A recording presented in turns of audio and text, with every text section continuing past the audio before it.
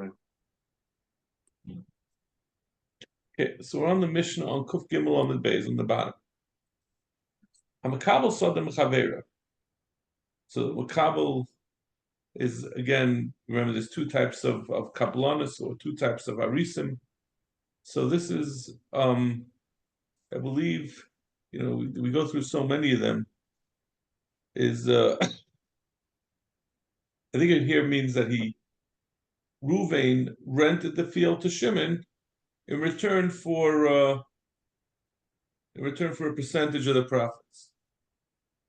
So he based Hashlach and I based Elon, and this property has irrigation, or it has trees, which are very nice to have because trees provide fruit that don't require a lot of labor. Yavish Hamayin v'Niksatza Elon, if the well or the source of the water for the irrigation or the tree that was providing the fruits, if the spring dried up or the tree fell down, he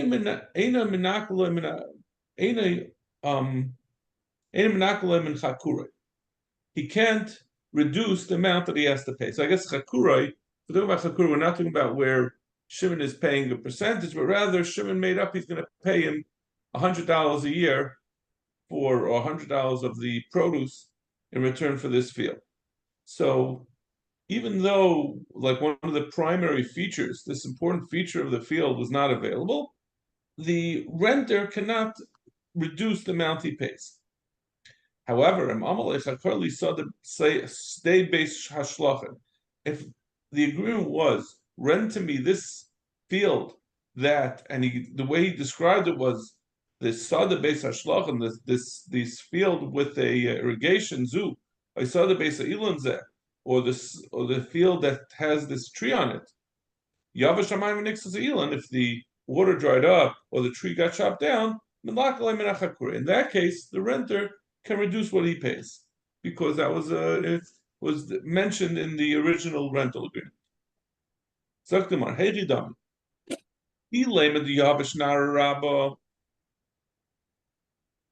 if the reason why the water source, if the water source dried up was a large river that supplied the entire province. It was like the Nile dried up and the whole Egypt doesn't have water. As we're going to see in the later Mishnah, that whenever you have a Makas Medina, whenever you have something that applies to the entire, is some kind of act of God, like they call it in the insurance contracts. If something happens that makes it impossible for anyone to produce in the whole neighborhood, in the whole area, then a renter does have an ability to get out of paying. So namely, Makas Medini, Amar Papa. So Papa says, Diavash Narazuta. It was a small nar that dried up. And then the owner can tell him it's not a Makas Medina, it's just your problem. You have still the water the water didn't come all the way up to your field, but you could have taken buckets and you could have brought water. It would have dried up that there's no water to be had. That's one thing. But over here, there were options. Amar Papa. Hani tarti masnisa kamaisa mishkachas la bein b'chachornusa bein b'kablanusa. The first two Mishnahs that we mentioned in this parak, that means Lagabi. We said before the Mishnah about what the minig is, whether people would cut off the harvest or if they would be ma'akaret, if they'd uproot it altogether. This applies both if you're talking about a percentage deal or where he pays a fee, an arisus, whether it's arisus or chakiris, and then what do you do if it dries up? This din that we just said will apply even if it's whether it's percentage or a fee. That's going to apply the same din. But the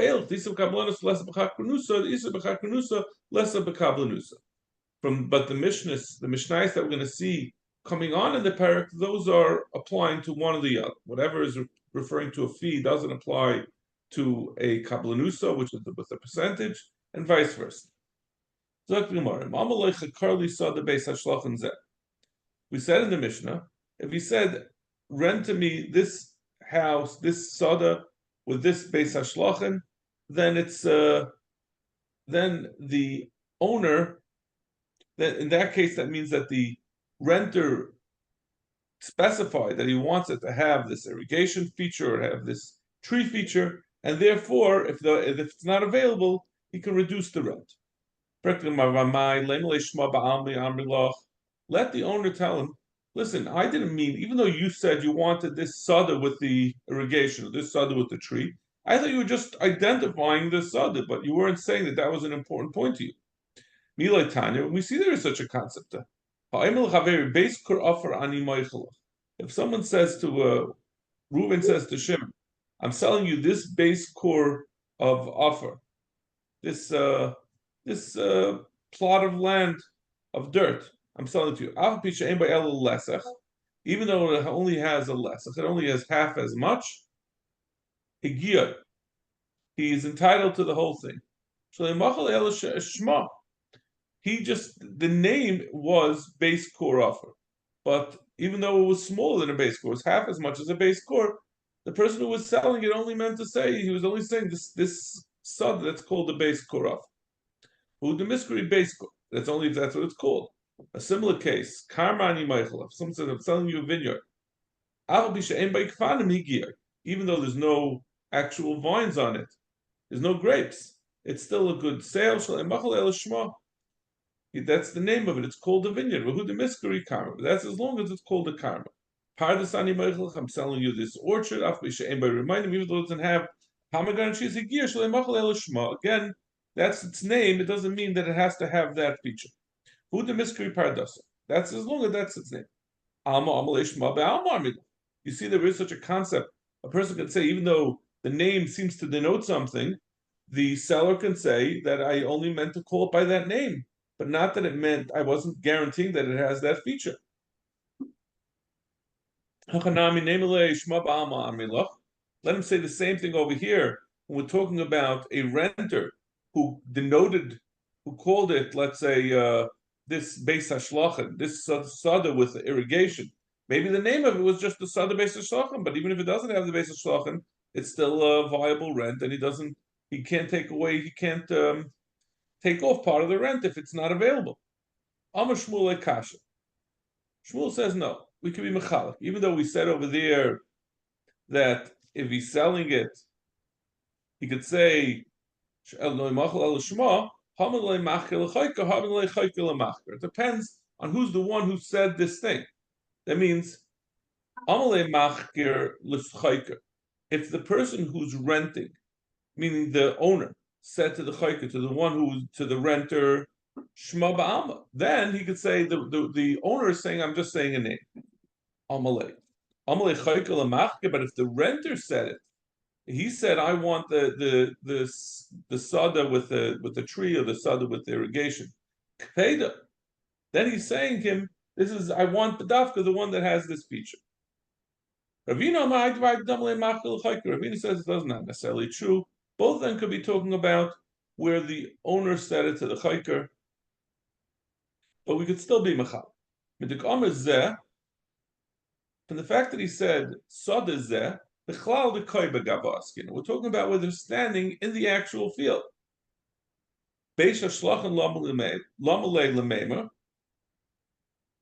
So if they're standing in the field, why does he have to say the sada beis hashlachin? We could understand that normally we could say that a person, if they're sitting in the bank and they're talking about it, so you'd say the sada beis hashlachin to say what the name of it is, to identify it. But over here, if we're talking about zeth, that means they're standing in the field. Why do you have to say that?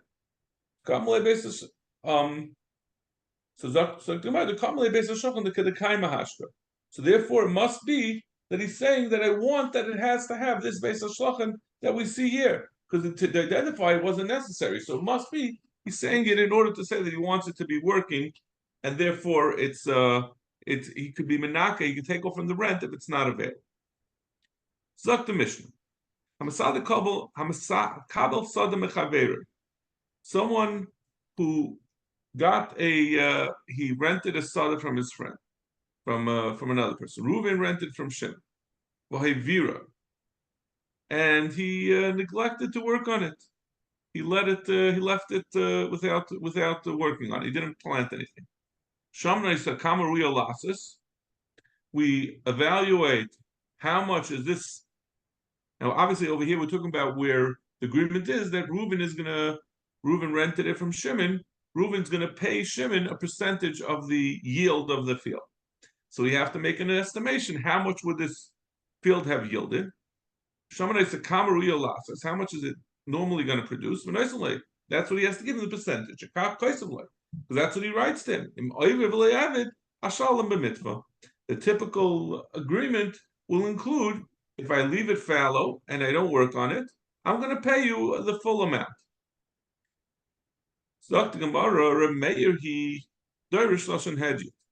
this mission that said that we say shekach koisavlei.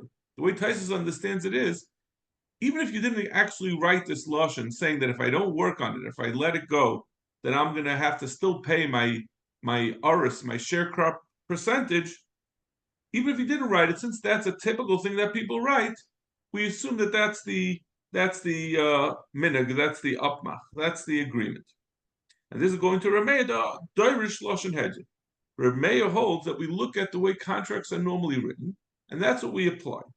Now the Gemara is going to bring the Tanya,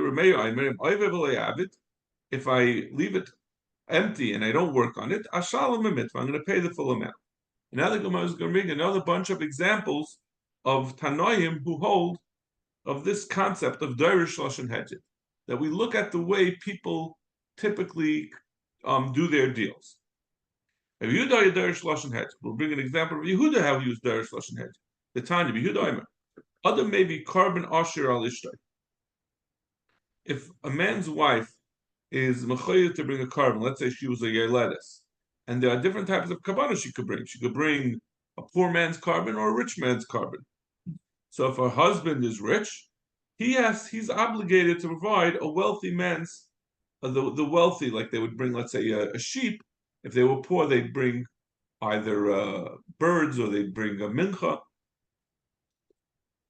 So if he's wealthy, he's obligated to provide for his wife a wealthy man's carbon. And then that sort of applies to any carbon that she is responsible for. Because this is what he writes in the Ksuba. He says, I'm going to be responsible for anything that you're mechuyev in kabbalas dana, which means even if it's from before now. So when a person gets married, he accepts on himself. This is he's going to pay any of her chiyuvim, and a carbon is a chiyuv. So therefore, he's responsible for her carbon, and therefore he has to bring a carbon ash. So we're going based on what people normally would write. Hillel Azakin Hayidarish Lashon Hadji. We find also Hillel Azakin. They had this minhag the Tanya. Anshe Alexandria, Hayimkachin is saying, it sounds very strange. I'm not sure exactly what to make of this, but they would mekadesh nashim, b'shas knisasun l'chuppah bo nachein b'chayt v'naisan. And before the chuppah, another man would come and take his wife and marry her. Ubikshu chacham las b'nei mamzer. So obviously this is terrible, right? It's after kedushin, before the chuppah. They were mekadeshes to one man, and they didn't get a get, and then they go marry someone else. So they said the children from the second marriage, from the marriage, are going to be mamzered. Hillel Azakin said, "Hevila ksubas imcha." Bring me the ksubas of their mothers, meaning the ksubas of these new women didn't get a ksuba yet because they didn't go to Nesuin. But he got the ksuba of the mothers. It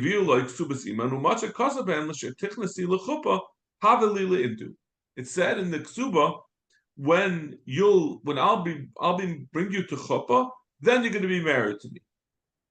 But also b'nei mamzerin. He said since this is the lashon hedjit, this is the lashon that people use, and the lashon seems to indicate that the kedushin is only al t'nai that you're going to also bring to chuppah. So he said that's what their mother's ksuba had. So probably they have the same ksuba. And if the ksuba says that you're going to be my wife only when you have a chuppah, that means the kedushin was out tonight. And since there was never a chuppah, because they were grabbed before the chuppah, therefore the children, the first, earlier kedushin, the Tanai was mavatal the kedushin, and therefore the second marriage was not she was not an Eishes Ish, and therefore the children are not mamzer. This is a good example, a good early example of being makel to avoid mamzeris and to avoid agunas. Right? This is clearly not a pashta pshat to say when a person says into, you would normally understand it to mean that until then it's just kedushin, and then when you do chuppah, it's going to be nesuin. But Hillel Zaken darshaned it to be mavatal the original kedushin because there was no chuppah. Rishu ben Korcha Yidarish Lashon Hedjit. He also had this minig of being Darish Lashon Hedjit. The Tanya Rishu ben Korcha Hamavis Chaverai, someone who lends his friend. Shimon lends money to Reuven. Loyim Shechanenu Yoser Michayva. Shimon should not take a mashkin from Reuven. Let's say Reuven borrowed $100. Shimon shouldn't take a $200 fur coat from Reuven. Shekach Koisabloi. Because this is what he would write to them. And this is talking about, let's say Shimon took Reuven's fur coat as a mashkin, but it was in Alaska. And Reuven really needed the fur coat to keep himself warm. So Shimon would lend it back to Reuven, but Reuven would have to write a star to Shimon saying that I got back the mashkin and I really owe it to him. And what would they write in that star? This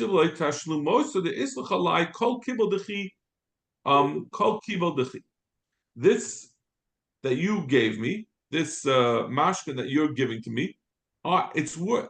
I owe the whole thing to you. It's all it's over, and it's kol kibul dichi. It's equal to the amount that I owe you. Meaning, Reuven wrote that this fur coat is equal to the mashkin, is equal to the original loan, even though it was really worth twice that loan. So now, if Shimon would produce that star, and Reuven would say, why are you asking for the fur coat? I only owe $100. Shimon would say, but look, the star says that you owe me the full amount of this fur coat, and therefore Reuven would end up losing money. Therefore, they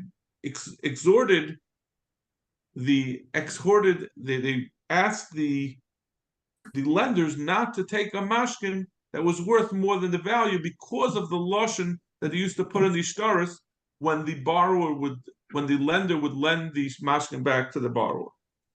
So you see that he used also lashon hedjit. Now the Gemara goes off into a digression. We're 4 lines from the bottom of Kuf Dalet Amud Aleph. Time of the cost of lehachi. The Gemara says it's mashma that they had to write this kind of star that said that that this mashkin is meshubah to me, because the mashmais of the Gemara is if they wouldn't have written it, then let's say Reuven died and his fur coat that was really a mashkin but that had been lent back to him was still in his possession, and Shimon goes to try to collect from it. He's not going to collect from it if Reuven died. So mashma that the reason was that's why you have to write the shtar. Talking about time of the kasale hachi, alay kasale hachi like kanya. But if you didn't write that, then Shimon could not get that mashkin back. Well, Amar Rabbi Yochanan, mishkanoi v'heishav le'amashkinu meis. If a borrower gave a mashkin to the lender, and then the lender lent the mashkin back to the borrower, and then the borrower died, shemtem al gabi banav, he can take it away from the children. So you see, you don't need a shtar. Why do we say need a shtar? So Gemara hani ksiva ligiroin, but you still need the shtar. It's true that you could collect from the lender could collect from the borrower on the basis of the mashkin because he can prove that it was originally given to him as a mashkin. And even though the borrower died, it's not going to be considered, as we'll see later in the Gemara, it's not going to be considered a coming for metaltalin from Yasmi. It's considered as if it's similar to karka because it was a mashkin. It was intended for this. But the reason why you need the star is Ryan, in case the mashkin went down in value. So you would say that this is the value of the mashkin, and then the if something happened to the mashkin that it went down in value, the lender would be only able to collect up to the value of the actual mashkin by writing, saying how much the originally cost. Let's say it says this $200 for a coat is the mashkin. That makes the whole thing meshubed to the loan. Like assuming, let's say it was $100 and the loan was $100, even if the mashkin is now 75, he still is going to be able to collect the full 100 because the shtar says that he's entitled to 100. Another example, since the Mishnah, we've been saying different examples of Doirish Lashon Hedge, where we see that the Tanoim used the Lashon that was used in regular usage. It means it was used by regular people, by laymen, to dictate what the halach should be. Doirish Lashon Hedge, the Tanya. Where do we see that? This is just a way of saying, we've learned before about back in Ksubas that there were two types of nadans that were given to men. Some were given as nichsei tzem barzel, and some were given as nichsei mulug. Nichsei tzem barzel was where the father of the girl would give $200 to the husband, and the husband would write that I owe now $200 when if I die or if I divorce her. So it was more like a loan. That's what it's called nichsei tzem barzel. No matter what happened to the money in between, it was a chayiv that the husband had, as opposed to nichsei milug, which really stayed in the reshus of the wife and the daughter, and the husband was just allowed to get paris from it. This is nichsei tzem barzel. So a place that they made the ksuba malva, which is another way of saying where they made nichsei tzem barzel, where the father would give a specified amount of money. So the Gemara says goiva malva. The husband has the ability to go to the father and take the amount of the halva of that was said in the nichsei tzem barzel and say, listen, it says in the ksuba that I have to pay her $200 if I divorce or if I die.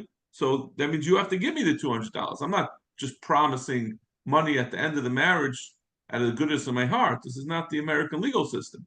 This is you give me the money and then she gets it back. It's not for free. So he can be goyvet from the father-in-law as a halva that he owes it. Lichvel, but some places had the minig that they would be kaifel. They would double the amount of written in the ksuba. No one wanted to look like a cheapskate. The fathers never wanted to look like a cheapskate. So they would say, listen, between you and me, we'll write in the ksuba that I'm going to give $1,000. Now, I'm really only going to give 500, but when they read it at the chuppah, I won't look like a cheapskate. They'll read 1,000, but we know it's going to be 500. So the din is goy v'mechza. You only get a half. Now, Harbaloi were really very status conscious. Gavu tilsa, they would triple the amount. Means whatever number they wrote in the ksuba, it was really only a third of that.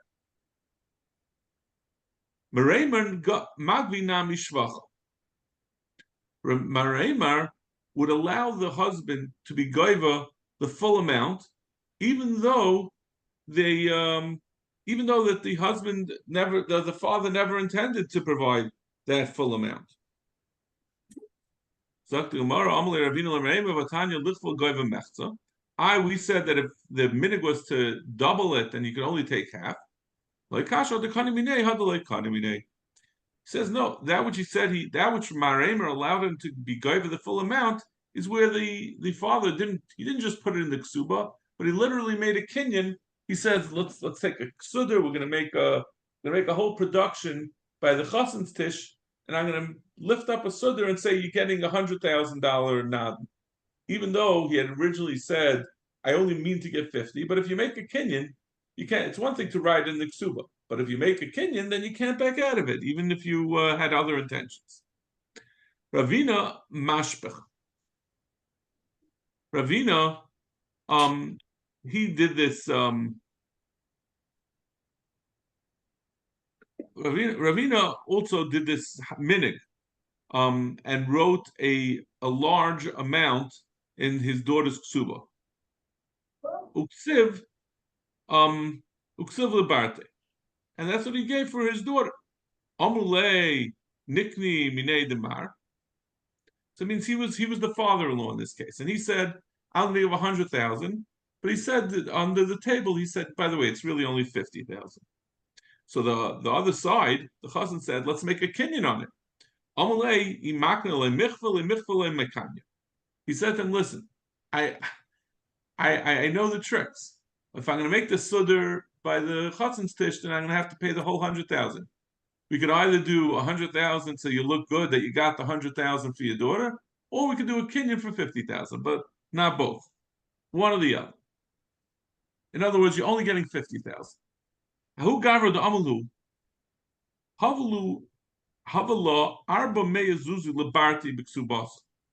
A certain man said he was about to die, and he said, my wife, my dear departed wife, died, and she had given me a ksuba tzayin barzel, and I got from my shver, and now I want to go to her daughter. There were a bunch of other yarshim, maybe from a different wife.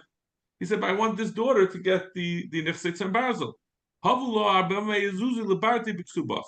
Give her 400 zuz as her ksuba. Shalach Rabacha Breder of Avia Lekamed Ravashi, he asked the question. Arba Meya Zuzi, Arba Meya, the Inan Tamni Meya? Does he mean to say the 400 zuz because the Ksuba said 800, but the amount he got was really half of it because they did the puffery, they did the exaggeration. So the 400 was really the amount that he actually got. Like Arba Meya Zuzi, the Inan Masan, or maybe he was saying the amount that it said in the Ksuba, but she was really only entitled to 200. Amar Ravashi Chazinin. Amar Havullah Arba Meya Zuzi. If he said give her 400 zuz, the Inan Tamni May, then it means that it was originally 800. Amar Ksuvullah Arba Meya Zuzi. But if he said it was written to her 400 zuz, the Inan Masan, then he means to say that's what it said in the Ksuba, but he really meant she should get 200. This guy was dead, so you couldn't ask him, so we had to deduce what he meant. Ikadami Amar Ravashi Chazinin. The Amar Ksubasa Arba Meya Zuzi. The Inan Tamni Meya. If he said liksubasa for the ksuba, then he means to say this is what she should get because of the ksuba that was written, but it's not the amount of the ksuba. So she gets the full 400 from originally what was written as 800. The Amr biksubasa, if he says from the ksuba, so then he means Abba Mezuzi the Inan Mas. And then he's saying what it says in the ksuba. So he's saying that he's saying that it says in the ksuba 400, so she only get 200. It's like the Marav. Even though we've made these chalokim, we said it could be either a chalak of whether he says biksubasa or liksubasa, or if he said havullah. The Gemara passage is not like either. Loishna da amar liksubasa, loishna da amar biksubasa, abra meyazuzah in masan ada amar havullah stama. Unless he says give her 400 zuz, we're always going to assume that there was exaggeration, and that he's talking about, he doesn't remember what was written in the Ksuba, he just knows that this is what it says, and he's saying to give that, and we have to then deduct half. Unless he said give her 400, in which case it's basically a gift. Who gave the couple Aramichavre? One person made a deal. Ruvain rented land from his friend. Amar imuvranallah. If I don't work this land, I'm going to give you 1,000 zuz. Over Tilsa. And of course, inevitably, he ended up not working on a third of the land.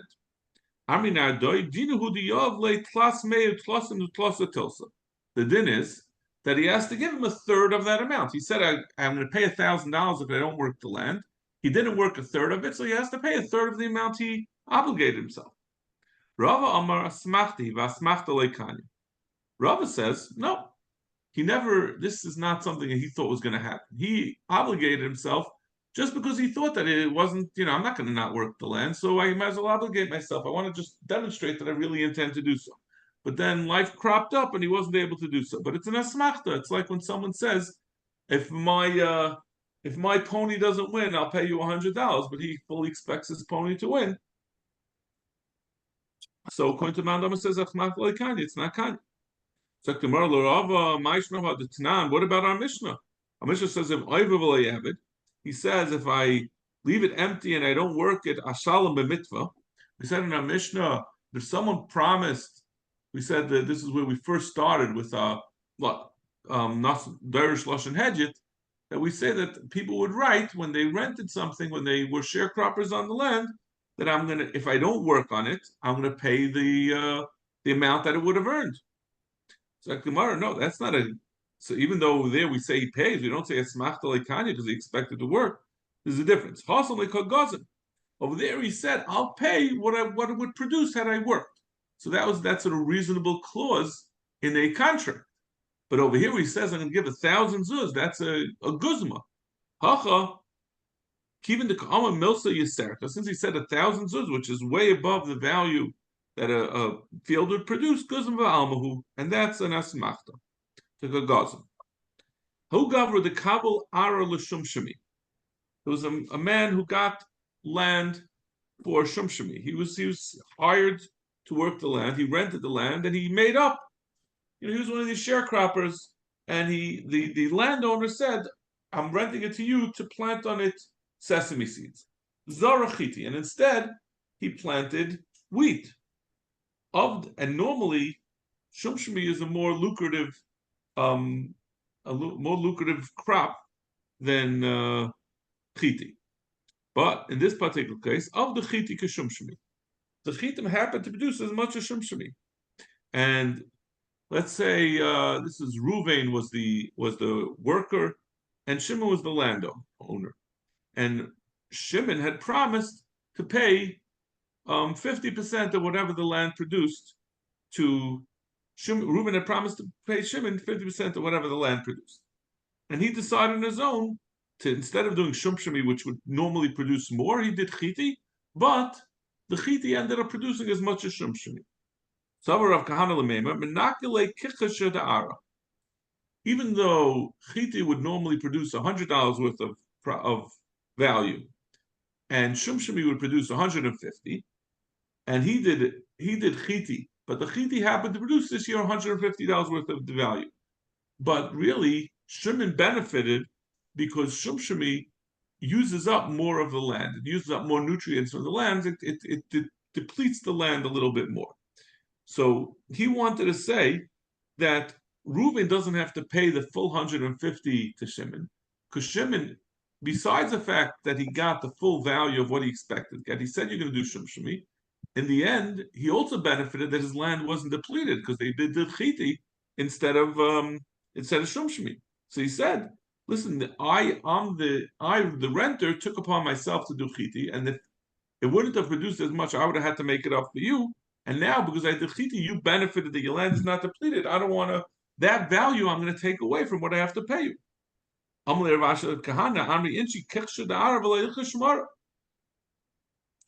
So Rav Ashi said to Rav Kahana, "No, you can't say that. You can't. The renter can't say I'm going to deduct the value that you have a less depleted land, because the owner never wanted him to do it.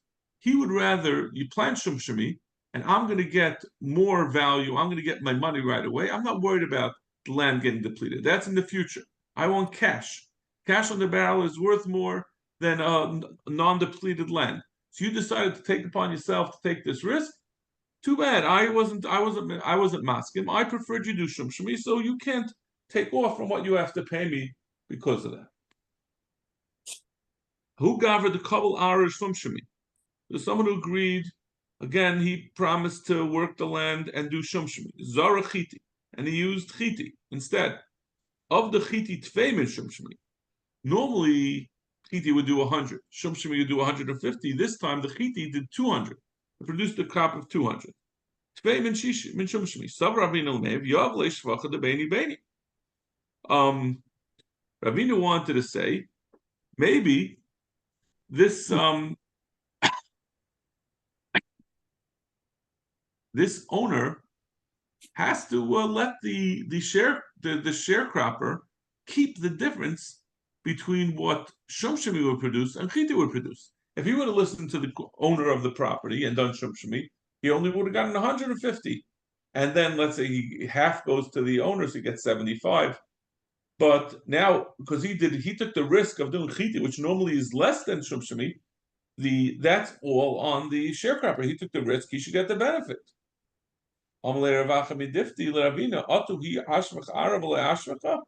He said to him, "No, what do you?" He lamaisa this that it was produced. It was produced by his undertaking this risk of doing chiti, but it was also produced by the land. So the owner is entitled to his half because he used his land to produce an extra risk. So if you use my land to produce more, you have to pay me my half. Amina. Okay, now we're starting. We're going to try to do it quickly. Hopefully, we'll finish it. We're going back to the sugya of iska. If you remember, an iska is an agreement between two people. Let's say Reuven and Shimon. Reuven is the worker part, and Shimon is the investor. So we said Shimon gives $100 to Reuven, and Reuven is responsible for half of any losses that happen, and Shimon is responsible for any half of losses that happen. The half that Shimon is responsible for half the losses remains still his $50, and Reuven works with it. And Shimon and Reuven takes the other 50 as a loan that he takes, and they invest it together, and then they divide the profits. So Aminadoi, hi iska, palga milva, palga pikadin. Like we just the example that we just described, half of it is a malva in the hand of the working partner, and half of it is the investor, is a pikadin that the investing partner gives to the working partner to hold on to. They made the losses go half and half in order that it should work for both of them, that they're splitting half, that there's some risk in it for both of them. Now that we're saying half of it is a halva, meaning the half that if it gets lost, the working partner, Reuven, is going to have to reimburse Shimon for because he borrowed that money. Since it's a halva, if Reuven decides, you know what, instead of going to do, we agreed I was going to go to Chicago and sell things, instead I'm going to drink beer, he can do that. Rava Amar Lahagi Karle Iska. Rava disagrees. He says it's called an Iska. I gave it to you to work with. I didn't give it to you to drink beer, even though it's a loan in your hands, but it's a loan for a specific purpose, and if you don't do that purpose, you're going to be responsible. So therefore, you're going to have to, if you don't work with it, you're going to have to make it up to me. I don't know exactly what the psak is, but he's not allowed to do that. This is a hamshach. We were talking about someone who was a sharecropper and he decides not to work the land. This is a similar type of case. Amar Ravidi bar Ravin, b'meis nasa metaltal eitzel banav. Ravidi bar Ravin says, if this working partner dies, that halva is going to be metaltalin. It's just metaltalin. It's a halva in his hands, and therefore the investor will not be able to take it because the investor can only take from karka, he can't take from metaltalin.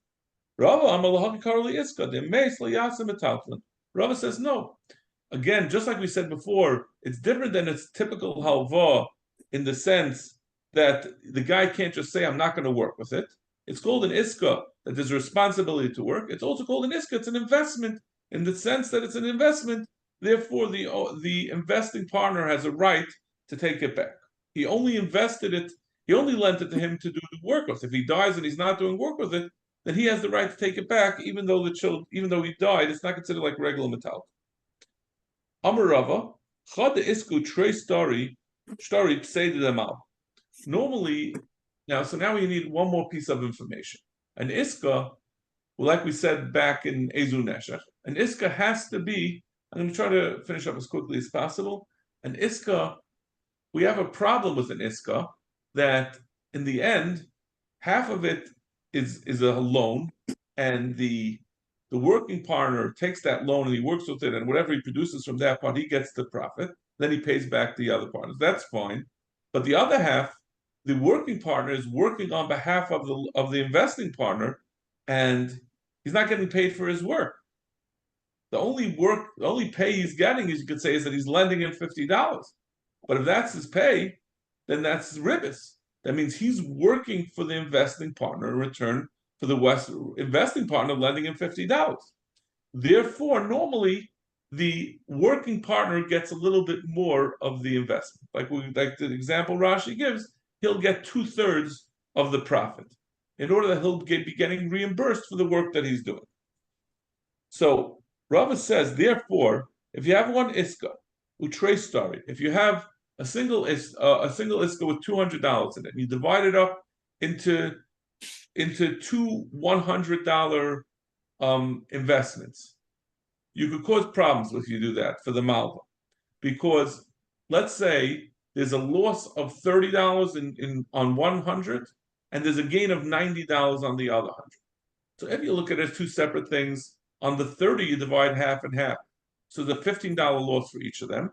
On the 90 you divide 2/3, so 2/3 goes to Ruvain, and 1/3 goes to Shimon. So you take off 15 from each. So you take off 15 from the 60 and 15 from the 30, it ends up a 45-15 split. 45 goes to Reuven and 15 goes to Shimon.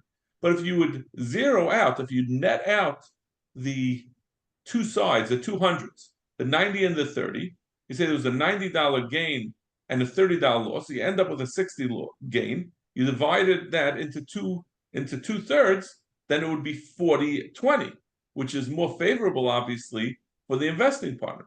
So the Gemara suggests be careful not to divide it up into different baskets, because typically you make money on investments. You'll have some parts that are losses, and that will inure to the benefit of the working partner and against the lending partner.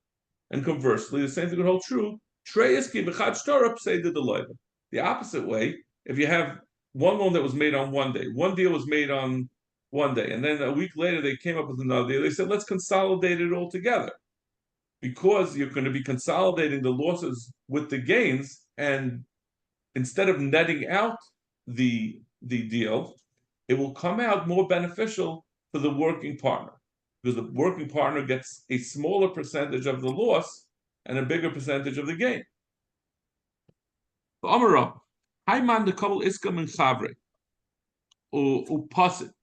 Someone who's makabel and iska, they made up an agreement.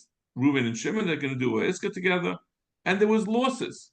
Tarachu malya, and the working partner was very assiduous, and he worked hard, and he was able to make up the gain. The loy idea, he never told the other partner that there was a loss originally. He can't tell the investor, I want to go back. Let's look at it, make an accounting. There was a loss of 50 last week, and now this week we had $100 gain. He can't do that. He has to net it out because it's all part of the same iska.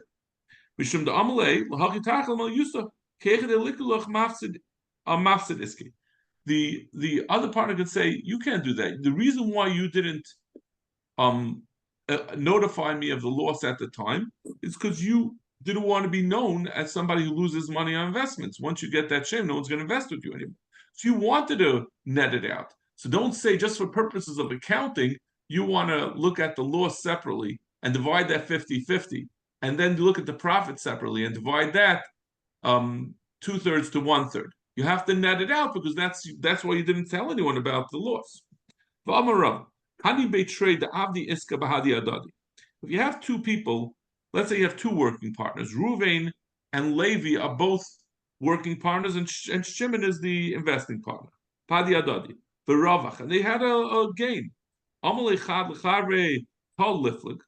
And Ruvain says to Levi, you know what? I'd like to split up.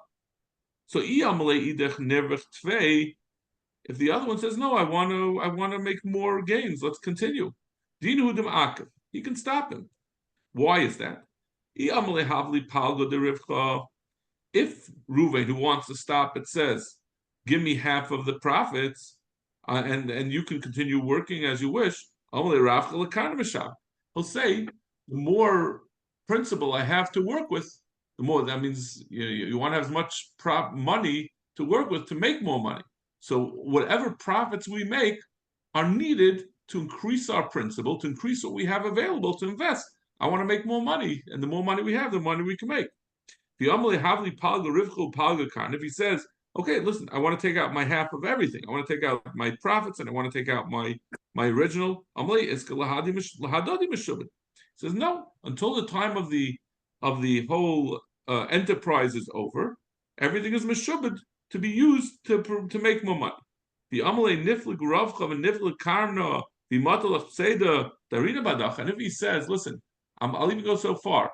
We'll split everything up, and if there are any losses, I'll be available. I'll provide to make up that money, so you'll have that money to reinvest if you see another opportunity to make money. You